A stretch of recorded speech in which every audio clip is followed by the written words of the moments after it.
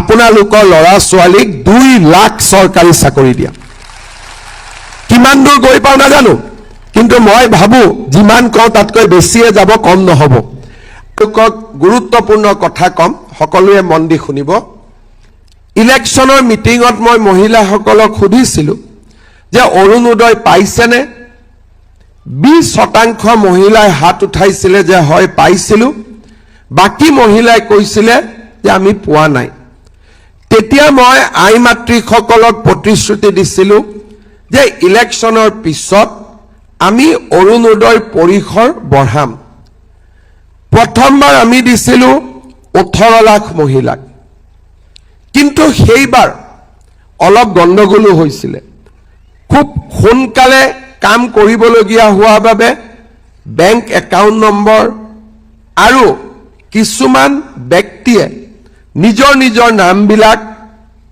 Data entry কৰাৰ সময়ত সুমুৱাই দিলে আমি ফোন কৰিলো মহিলাগৰাকীক আমি খুদু অৰুণোদয় বাইদেউ পাইছেনে বলে মইতো পোৱা নাই 2021 চনত যেতিয়া মই আপোনালোকৰ আশীৰ্বাদত মুখ্যমন্ত্ৰী হলো অজন্তা নেওক বাইদেউ বিত্তমন্ত্ৰী হল আমি এনসিসি এনএসএৰ লৰা এনএসএছৰ লৰাবিলাকক লগুৱাই আমি এটা সাৰ্ভে কৰোৱালো বহুত অৰুণোদয় হিতাধিকাৰী আমি দেখা পালো যে হিতাধিকাৰী গৰাকী মহিলা টকাটো গৈ আছে পুৰুষৰ একাউণ্টত আনকি বিহাৰ পাটনা উত্তৰ প্ৰদেশতো অসমৰ টকা গৈছে আমি কিছু ঠিক কৰিলো আৰু হিতাধিকাৰীৰ সংখ্যাও বঢ়ালো 24 লাখলৈকে আৰু 830 টকাৰ পৰা আমি অৰুণোদয় বঢ়ালো 1000 টকালৈকে ইয়াৰ পিছতো আমি লোকসভা নিৰ্বাচন হল আই মাতৃসকলক সুধিলো অৰুণোদয় পাইছেনে এইবাৰ 50% হাত উঠালে যে অৰুণোদয় পাইছো কিন্তু 50% কলে আমি পোৱা নাই তেতিয়া আমি সিদ্ধান্ত ললো যে 24 লাখৰ পৰা অৰুণোদয় আমি পুনে পুনে 40 লাখ মহিলালৈকে আমি লৈ যাম আজি আমি কিমান মহিলাক অৰুণোদয় দিছো 40 লাখ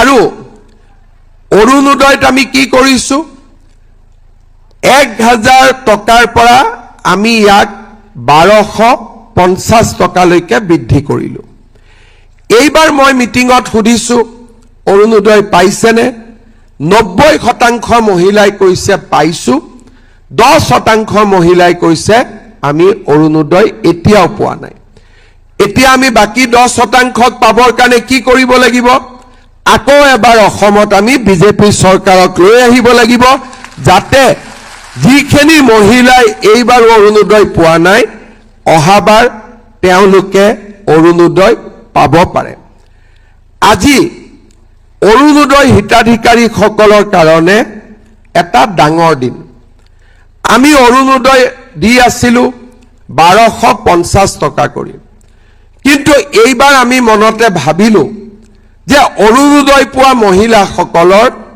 বিহু উদযাপন আন বাৰতকৈ এইবাৰ অতিকে বেছি ভাল হ'ব লাগে আৰু সেই কাৰণে আমি সিদ্ধান্ত ললো যে প্ৰথমতে আপোনালোকক 8000 টকা কৈ দিম তাৰ পিছত আমি ঠিক কৰিলো যে 8000 নহয় আমি 9000 টকা কৈ আপোনালোকক দিম আজিলৈকে অৰুণোদয় আঁচনিত আমি 17000 কোটি টকা 1000-2000 কোটি টকা নহয় 17000 কোটি টকা এতিয়ালৈকে আমি মুকলি কৰি দিছো আৰু আজি দিনটোত আমি অলপ সময় পিছত 10 মিনিট সময় পিছত 15 মিনিট সময় পিছত 3600 কোটি টকা একেলগে আমি মুকলি কৰি দিম সকলোৱে নিজৰ নিজৰ বেংক একাউণ্টত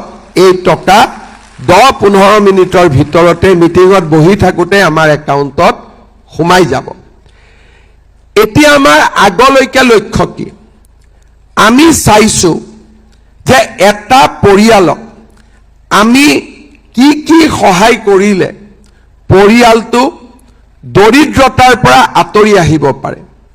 প্ৰথম, ঘৰখন চলিবৰ বাবে আমাৰ অন্ন লাগিব, অৰ্থাৎ আমাক খাদ্য লাগিব।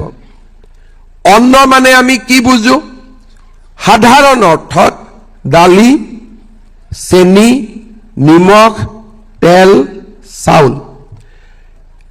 এতিয়ালৈকে আমি কি দি আছো?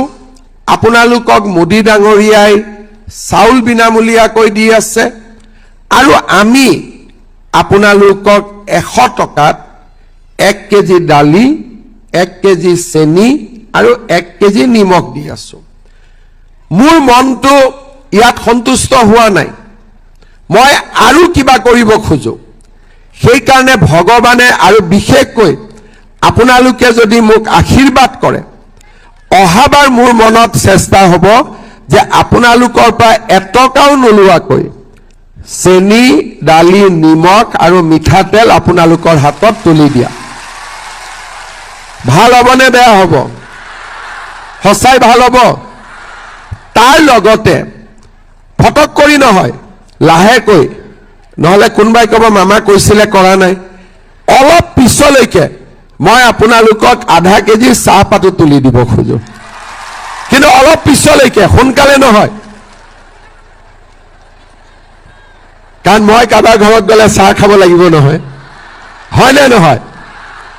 ইয়াৰ পিছত দ্বিতীয় অন্ন হ'ল, কিন্তু ঘৰখনৰ মহিলাৰ হাতত যদি টকা থাকে, অৰ্থনৈতিকভাৱে শক্তিশালী হৈ থাকে, মহিলাগৰাকী যদি নিজৰ ভৰিৰ ওপৰত থিয় দিব পাৰে, আমি হাজবেণ্ডসকলে তেতিয়া মহিলাসকলক সন্মান কৰোঁ, আমাৰ ৱাইফসকলক আমি সন্মান কৰোঁ। এতিয়া অৰুণোদয় আজি যে 9,000 টকা আপোনালোকৰ একাউণ্টত পাব, একাউণ্টৰ পৰা টকাটো উলিয়াবৰ কাৰণে সকলো হাজবেণ্ডে মটৰচাইকেলৰ পিছত আমাৰ বাইদেউসকলক আজি উঠাব। মই ঠিক কৈছো নে নাই? সেইকাৰণে আমাৰ লক্ষ্য হ'ল অহাবাৰ অৰুণোদয় নোপোৱা মহিলাসকলকো অৰুণোদয় দিয়া। 10% মহিলা এতিয়াও অৰুণোদয় পোৱা নাই।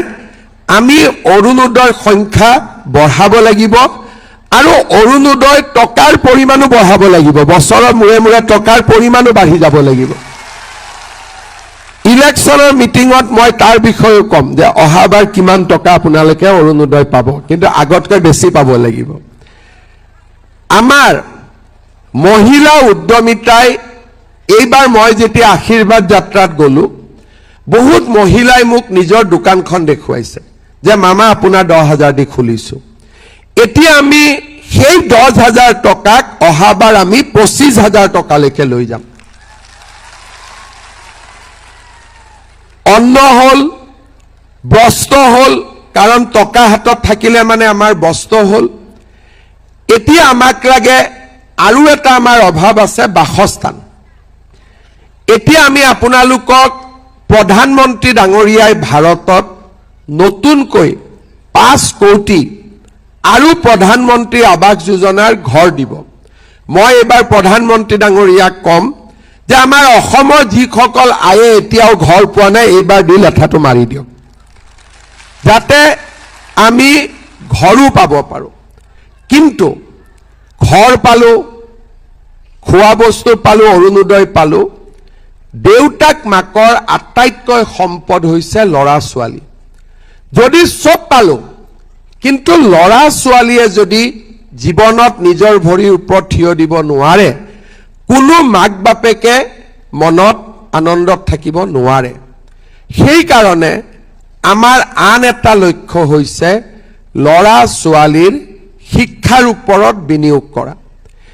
আমি নিযুত মইনা আঁচনি আনিলোঁ, বিনামূলীয়া এডমিশ্যন আনিলোঁ, আৰু বহুত মায়ে মোক ক'লে যে বাবা ছোৱালীটোকতো নিযুত মইনা দিছ, ল'ৰাটোকো চাই দে। এতিয়া আমি বাবু আঁচনিও আনিছোঁ যাতে ল'ৰাবিলাককো আমি পঢ়াত সুবিধা কৰি দিব পাৰোঁ। আমি পঢ়ালোঁ, পঢ়ালেতো নহ'ব, পঢ়িতো চাকৰিও পাব লাগিব। এইবাৰ আমি 1 লাখ ল'ৰা ছোৱালীক চৰকাৰী চাকৰি দিলো আৰু যাওঁতে 1,60,000 হৈ গ'ল বেলেগৰ ক্ষেত্ৰত